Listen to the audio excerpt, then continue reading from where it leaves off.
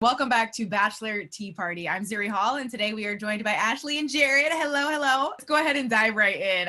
First of all, before we get into the recap, we've all been waiting with bated breath, really, to find out who is going to be hosting the After the Final Rose special, and it is going to be Emmanuel Acho, who is the author of Uncomfortable Conversations with a Black Man. We really saw him kind of rise to prominence with the video series on YouTube. I loved some of the conversations and sit downs he had. So I think this is a really good choice. He's a New York Times bestseller at this point. What did you guys think when you heard that Emmanuel was going to be the guy to host?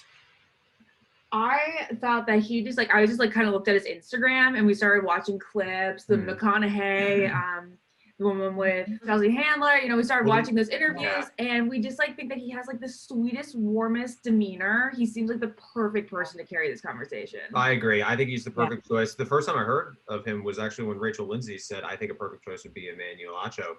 And so when he got chosen, I started watching a lot of his videos of Uncomfortable Conversations with a Black Man.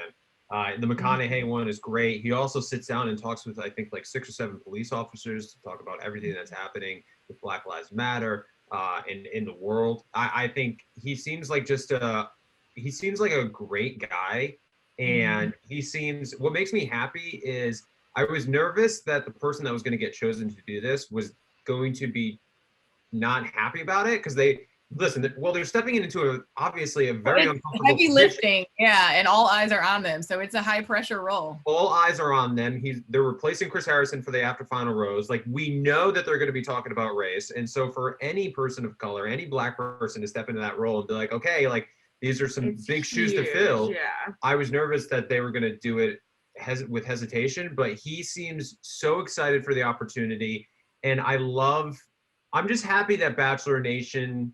And I hope Bachelor Nation is welcoming him with open arms. That's what I've seen so far. And he seems so excited about the opportunity. Sorry, I'm blabbing. No, you are. But we also feel like you can support Emmanuel and also support Chris. Yeah. So exactly. For the people out there that are upset that Chris is not hosting the After the Final Rose, I can tell you, Chris would not want you to not support Emmanuel try to support him. Emmanuel is awesome. I think he's going to do a great job, and I'm super excited for him. And sorry to keep going on, but I do believe that Emmanuel and Chris have been in quite a bit of communication lately, and they really enjoy each other. I bet. And I think that's good. I love that it's someone who's not a part of Bachelor Nation, right? So it almost feels like a third party mediator, for lack of a better phrase, to kind of guide us all through this, forgive the pun, uncomfortable conversation that will be had, but important. And clearly Emmanuel has the track record to show that he can navigate those conversations with grace and kindness and compassion while we all try to get mutual understanding. So I'm excited to see him do it. He shared on Instagram, he wrote, I love being a bridge for reconciliation. Our world is disconnected and divided. My goal is to unify.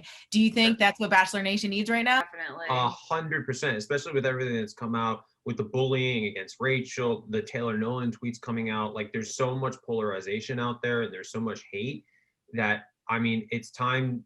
People need to have a moment of just there are a lot of differences within this country, within Bachelor Nation, but we have to respect and love one another in order to move forward. What I hope, and probably a lot of people are going to disagree with this, just my opinion, I would love nothing more if they brought Chris out at the end of the After Final Rose to sit down with Emmanuel and talk about everything that happened publicly, because that's the only way. I remember, this might be a bad analogy, but I watched Bill Maher and I love that show. A couple years ago, he made a bad race remark and people were calling for his job, wanted him fired. In the next episode, he had a panel of of a diverse panel, people of color, talking about, listen, this is why you can't do these things. And it taught me so much. And I really think this is an opportunity for Bachelor to really kind of try to have an understanding and breed compassion and love and knowledge. As to hey, this is why what you said was wrong, and let's talk about it and let's figure things out. Because I think just canceling Chris, I don't think is the right answer. No, I totally agree. I'm not a fan of cancel culture.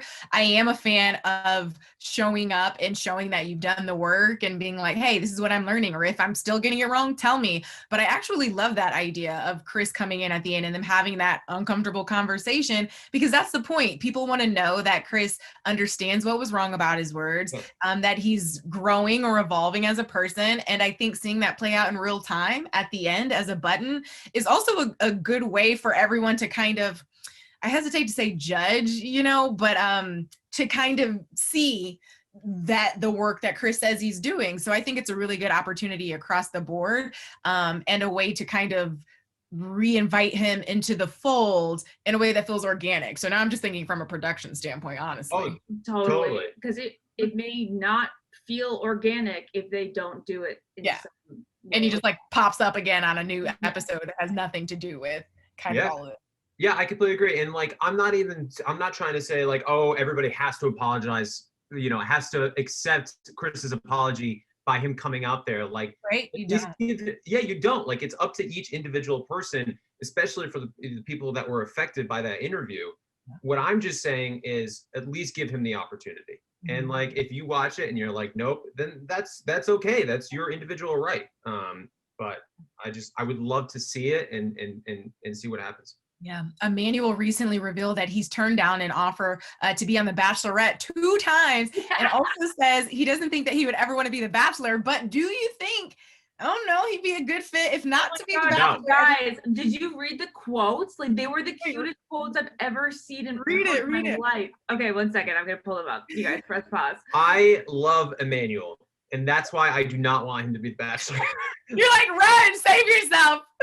Because it's just, listen, I love the franchise. I love the show. It's brought me so much love and happiness. But you also see, especially what Matt's going through right now, like in past Bachelors, it's emotionally exhausting. And Emmanuel's doing such great work right now. Yeah. I mean, he's sitting down with celebrities like Matthew McConaughey, like, and talking about race relations. Like, he's doing such incredible work. I'm like, nope, don't be the Bachelor. Keep this going. Yeah, keep doing what you're doing, because you're doing incredible stuff. Okay, so this is what he said. He was on Rachel Lindsay's husband Brian Obslow's podcast with Mike Johnson this week, and he said, I couldn't be the Bachelor because I feel like people would judge me. Like, why are you just kissing her and now you're kissing her? Why are you so grimy? I thought you were about uncomfortable conversations, not uncomfortable makeouts. Oh my God. I got no time for that. I'm like, let me just have my conversations. I don't need no dream suites, no home visits. I don't need no dream suites. At least he's self-aware. He's like, I'll stick to what I'm good at. I'll moderate the conversations. Y'all can be over here in the fantasy suites doing your thing. Okay, Emmanuel, we're excited for you to take the stage and see what you do. I trust that he'll do an awesome job. So switching gears to last night's episode, which was taped prior to the controversy unfolding, and Chris Harrison obviously temporarily stepping down. The Women Tell All was full of drama. So let's go ahead and kick things off with our Throwing Shade segment. First off, there was a little bit of drama with Victoria. She did apologize to Katie and expressed how hard it was for her dealing with online haters this season. And, she got emotional talking to Matt. Do you feel like she redeemed herself in any way, or are you still not buying it? Well, there was that gaslighting moment that Victoria had where she was like, okay, I've gotten death threats. I got people making fun of my eye and my bra, but like, I'm okay. Like, I'm still here. Like, are you emotional? Are you like really, really emotional? And that's why this is really hard for you? I didn't like it because she was like, bad. You are all way too sensitive. Okay. And then literally the next line was like, everybody needs to feel bad for me because I'm getting so much hate. And it's like, okay, wait a minute. I am fully against online bullying in any case, sending hate messages. Like, if you're sending hate messages, you need to really check yourself. No, but of course, don't say other people are sensitive when you're sensitive too. That was the most obscene thing. It was funny to look at Chris's reaction to that. He was like, "Oh my God, what a way to back out of this argument!" And you're just not going to get anywhere with that. Yeah. But I have to say that when she was talking to Matt, and she actually seemed to have like some humility there, a little bit, the most we've seen from her. I'm not going to give her too much credit. Right. But it was something. Better moments we saw. Yeah. Okay. It was a good moment for her. Okay. Jumping back to Katie, the other girls kind of came at her at the beginning of the Women Tell All for calling out all the toxicity in the house. Do you think that their critiques about how Katie approached that are fair? A little. So, I'm kind of halfway in, halfway out on that. I think that, we said it before in this, Katie was pretty much genuinely looking out for the women and looking out, like she was protecting. I think she was really protecting people's souls. She was not trying to get ahead by tattling with Matt, she wasn't trying to get ahead. I truly believe that. Did she maybe take it overboard a time or two? Maybe. Yeah. I mean, I don't know. I thought she was fine. Usually I hate when people go to like rat out other people, but in this case, it was more, I think she was just trying to make Matt aware, because let's be honest, it was a little overboard in the beginning of the season how much these women were just like hated each other. Yeah. And so I didn't have an issue with it really. No, there's no issue with it. I think the girls still, they wanted somebody to blame for things not going their way. Brittany was another contestant who made headlines this season with the allegations that she might be an escort. What did you feel? Well, obviously we watched her talk about the situation, how she handled that, and then also what did you think about Anna's apology? I was believing Anna's apology, and then Brittany called out that she didn't apologize off camera, that she waited that long, and then I go, she's got a point. Mm-hmm. But I think Anna should obviously reach out to Brittany. I feel bad for Brittany. Like, that does suck. I don't know. Anna should have just took responsibility, which she did. But she should have just been like, listen, I saw messages. People were telling me this about you. I shouldn't have said it. I feel so bad, which she did. The only thing she really should have done is reached out off camera. Yeah, I think this is just an example this season of don't be afraid to talk. Yeah. Like there's allegations against you, or if there's controversy surrounding you, I don't be afraid to. Anna should have just been like, instead of waiting for the Women Tell All, should have just reached out to her. It would have been so much more personal and authentic. Yeah. All right, next, let's go ahead and talk about some of the more emotional moments from the episode. Katie had a one-on-one interview where it seemed like they might be teeing her up potentially for the next Bachelorette. What are your thoughts after watching her during that one-on-one last night? No, I don't think she's going to be the Bachelorette. She like comes across great, she's very likable, but I don't think that, like I said earlier in the season, like I just don't think that she has like there's not like an emotional pull towards her like there would be with an Abigail, which when we saw Abigail's one-on-one hot seat time, we really just feel something for her. Yeah. She's so rootable. It's not that Katie's not rootable, it's just like there's an Abigail's more empathetic rootable thing. There's nothing wrong with saying that. Like Katie's great, but I'm definitely rooting for Abigail to find love more than I'm rooting for Katie. I mean, she really opened up, right, Abigail, about how she felt when she was sent home during that one-on-one interview. Is this it? Is this who you're truly pulling for? Should she be the next Bachelorette? It's certainly a more emotionally invested angle than I think we're both on that team. Yeah, we're on Abigail's train. What did you think about Matt? I mean, generally, like, are we surprised? He's just kind and gracious and generally pleasant. So he's always wonderful. He literally he's the best. It's so funny how all the women, with every Women Tell All, there's always like a couple girls who, you blindsided me, you did this to me, and everybody was like, departure from Peter. Yeah, I know, right? And then everybody was like, I just want to say thank you, Matt, and I was grateful for Matt. It was so funny. They all just love Matt. That's kind of like how Ben was. I mean, yeah. Lovable guys. We saw the super teas, of course. We're heading into the fantasy suites. How are you feeling? What are your thoughts heading into next week? At this point, it really just feels like everyone is waiting for after the final rose. Yeah.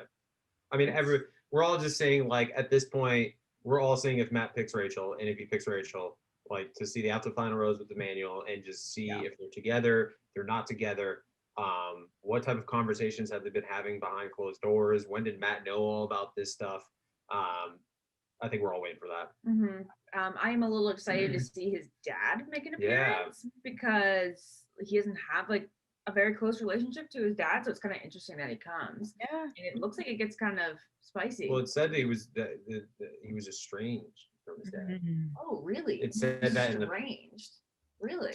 That's what I said. Oh, wow. I laugh about it, I thought that like they just weren't close. yeah. No, I mean that maybe they weren't close. I don't know. I saw something on Twitter, like a promo about it. So it could have that's been, very just headline interesting. clickbait. But man, Matt, I just again, my heart goes out to this dude every single week. Like it just Going through more and more comes out, and like now he he has to relive his conversation with a father that maybe he's not that close with, and then it's just this. But what is he breaking down over? That's still what I'm very excited to find out. Yeah. We will know soon enough. Well, Ashley, Jared, thank you so much. All of you watching at home, that wraps up this week's episode of Bachelor Tea Party. In the meantime, make sure you check out our Facebook fan page, and we'll see you here next week. Bye. Bye. Bye.